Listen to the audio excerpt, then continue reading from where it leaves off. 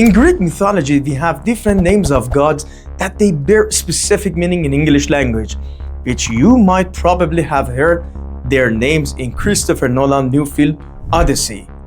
Let's analyze some of them, and I'm gonna tell you how important they are because they appear in C1, C2 English language a lot. Number 1, Hercules, the most famous somehow and the most powerful god in Greek mythology, famous for his strength. You might see this word in collocations like Herculean task or Herculean effort. It means needing a lot of strength. The example would be his job interview preparation was such a Herculean task for him. Next one is the Titans, race of powerful gods who ruled before Olympian gods, okay? For sure you've seen the movie Titanic. That name comes from this god, okay? The collocations would be Titanic struggle or Titanic battle. The example would be these two countries are through such a Titanic battle. Next word is a famous one and I'm sure you've heard it. Yes, narcissist, okay? And you've heard it in narcissistic behavior or attitude, and referring to the god who fell in love with his own image in the water, okay? She has such narcissistic attitude. I cannot bear that. Next god is Pan, god of shepherds, forest, and wild nature. But in English language, you've heard it as panic attack, the time that you're overwhelmed by, let's say, fear, great fear, okay?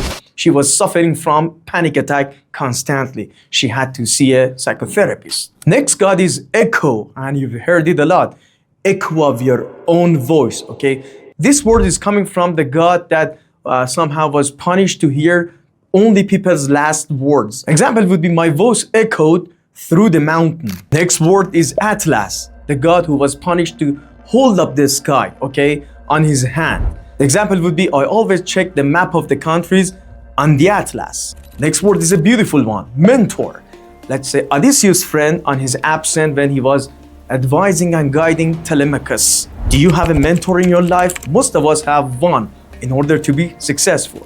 Next word is Odysseus, the famous Odysseus, the word Odyssey in English language, king of Ithaca and the hero of Trojan War, and you've heard it a lot by the meaning a very difficult journey. Because of his 10 years journey, this word has this meaning, okay? My trip to China was such an odyssey. It means I had a lot of problems going there and back. Next one is my favorite, Midas. King Midas had the power to touch everything and turn everything into gold. To have the Midas touch means to have the, let's say, power and ability to touch things into the gold. Ironically speaking means whatever you do, you are very successful at it.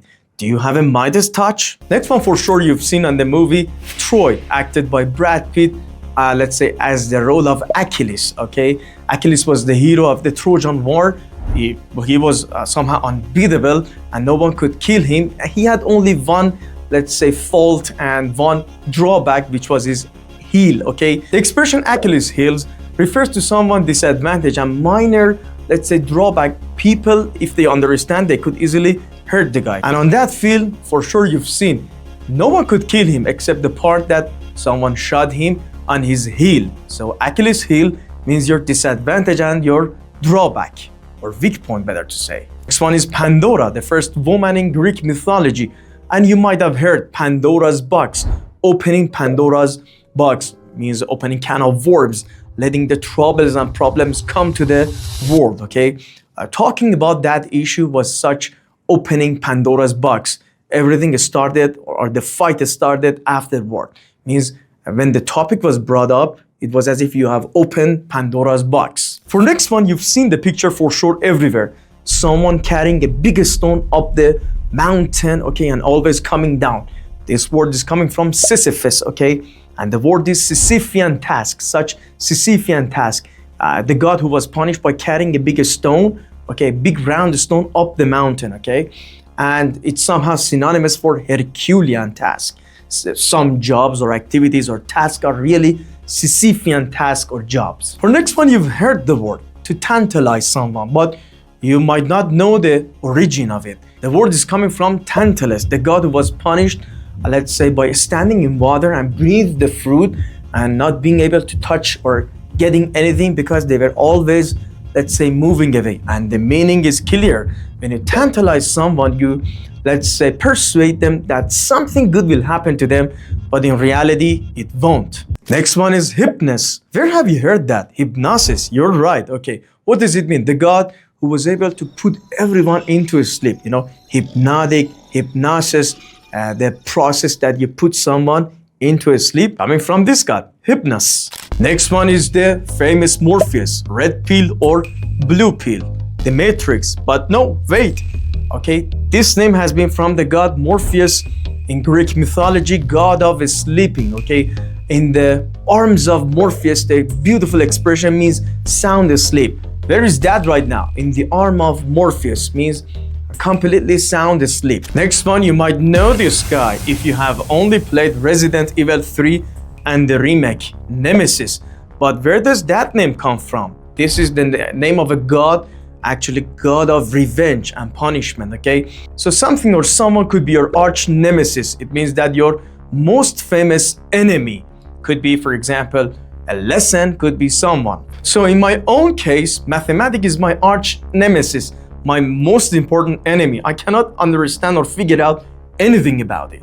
This one is the scariest one, chimera, fire-breathing monster with part of lion, goat, and a snake. But in English language, chimera has turned into chimeric, which means unreal or somehow imaginary situations. Some people live in chimeric world. Next one is being famous for changing its shapes all the time, okay? By the name Proteus. In English language, we have Protean. Some collocations are Protean behavior or Protean attitude, being versatile, changing your attitude and behavior constantly, which is bothering. The penultimate god is a beautiful god, never losing your hope, by the name Phoenix. This word refers to the bird burning itself and rising from the ashes again.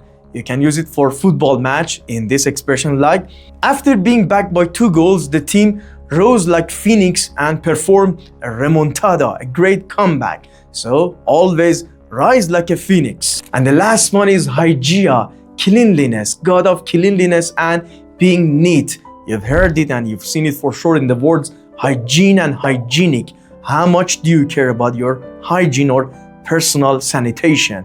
Right now, I'm gonna make a beautiful story with these words. Take a look at them and how are they used in a text. After years of Sisyphean work, Emily finally achieved success. Her mother always believed she had Midas touch. Although her Achilles heel was public speaking, she overcame it. Her business rose like a phoenix while her old nemesis admitted defeat. Looking back, she realized her journey had been a true odyssey. These were the names of the famous gods and, let's say, related Greek mythology gods in English language. They're C1, C2. Later on etymological approach, I'm gonna talk about each and every one of them and bring you more examples and more details. Goodbye for now.